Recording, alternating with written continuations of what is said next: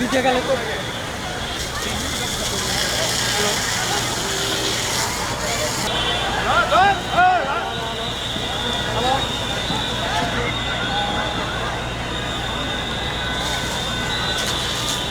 Hello. শাহবাগে এই মুহূর্তে দেখা যাচ্ছে যে প্রাথমিক শিক্ষকের যারা সুপারিশপ্রাপ্ত ছিলেন পুলিশের যে জলকামান সেই জলকামান নিক্ষেপ করা হচ্ছে। এখানে কয়েকশো প্রাথমিক শিক্ষকের সুপারিশপ্রাপ্ত যে সকল দাঁড়িয়ে আছেন তাদের উপরে এভাবে পানি দেওয়া হচ্ছে। তো কিছুক্ষণ আগে তারা জাদুঘরের সামনে ছিলেন, সেখান থেকে আসলে তারা সড়ক অবরোধ করতে আসেন এবং 8ম দিনের মতো তাদের এই কর্মসূচি চলছিল। তো তারা বলছেন যে আজকে যদি তারা মানে এখানে যদি তাদেরকে মরে দিতে হয় তারপরে তারা সড়ক ছাড়বেন না এবং এখানে যারা ছিলেন প্রাথমিক সুপারিশপ্রাপ্ত যারা শিক্ষকরা যারা ছিলেন তাদের সকলের একটাই দাবি যে সরকারের পক্ষ থেকে 2023 সালে যে নিয়োগ বিজ্ঞপ্তি দেওয়া ছিল সেখানে বর্তমান সরকারের সময়ে তাদের নিয়োগ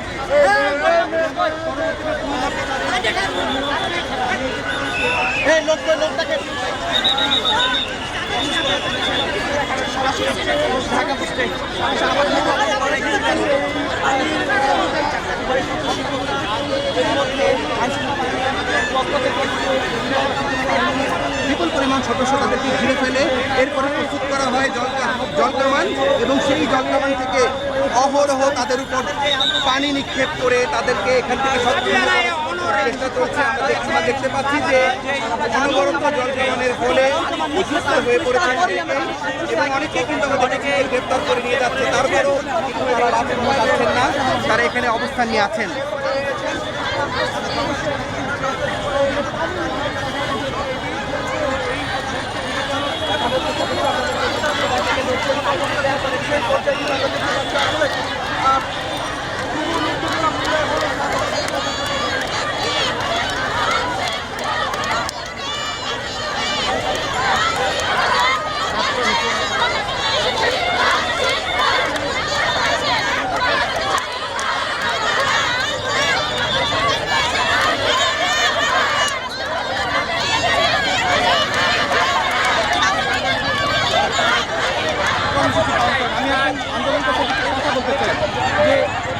কি হয়েছে যে আপনাদের উপরে জলকামান নিক্ষেপ করা হয়েছে?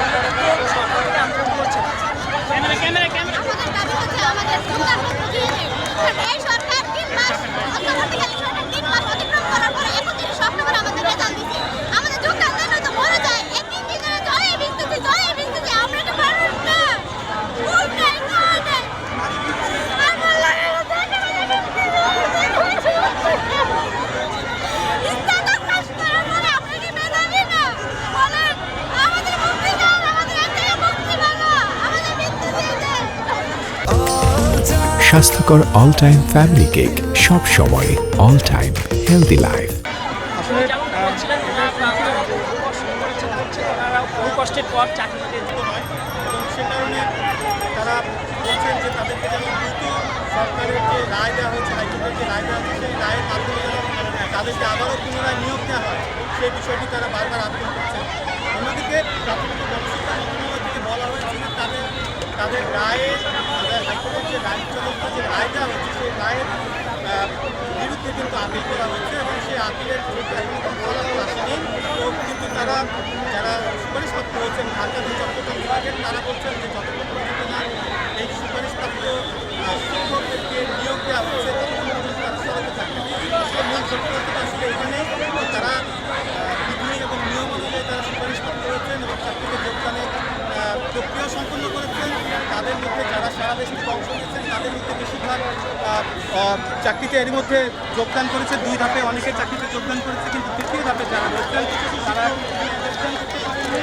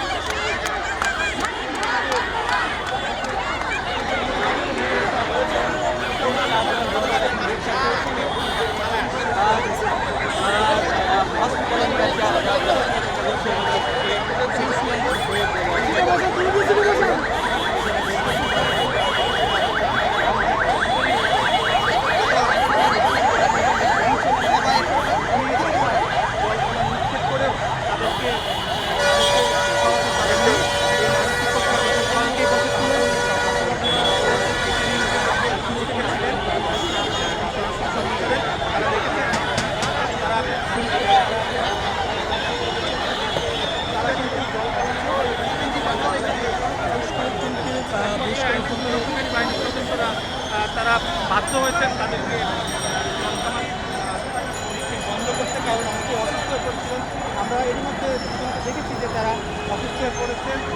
এখানে আইনশৃঙ্খলা রক্ষাকারী বা ওদের পাশাপাশি গণমাধ্যম কর্মী আমরা যারা আছি আমরাও ছিলাম।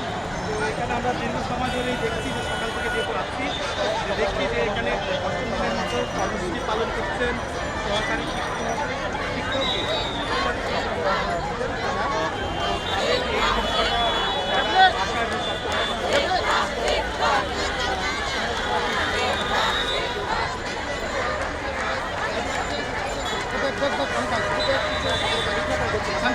ভাই ধাক্কাবেন না।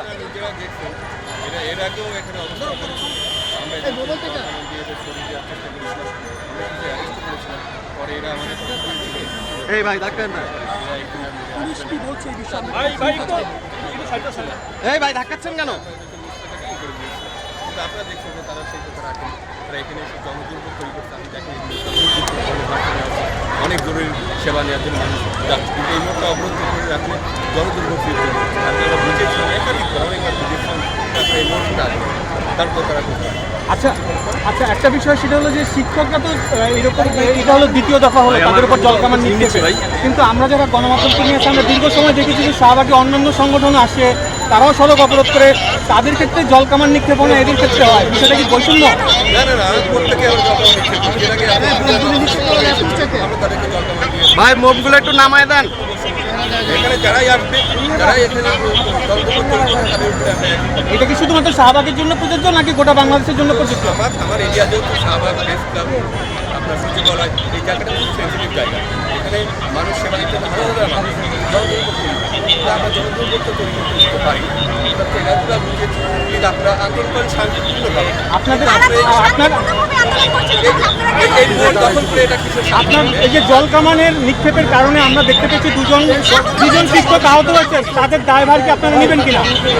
দুজন শিক্ষক আহত হয়েছে আমরা দেখতে পেয়েছি, তাদের যদি কোনো ক্ষতি হয় সেই দায়ভার কি পুলিশ নেবে কিনা? এখন একটা মব যখন আপনার জনদুর্ভোগ তৈরি করে, তখন আমরা যে প্রচুর আগে সেটাই বেশ কয়েকজনের থানা আপনি দায়ভার নেবেন কিনা? আমি স্পষ্টভাবে বলেছি, যদি কোনো দুর্ঘটনা ঘটে দায়ভার কি আপনি নেবেন? এটা এর সাথে সাংঘর্ষিক। Thank you, thank you. আমাদের প্রফেশনালদের কাজটা সেটা আমরা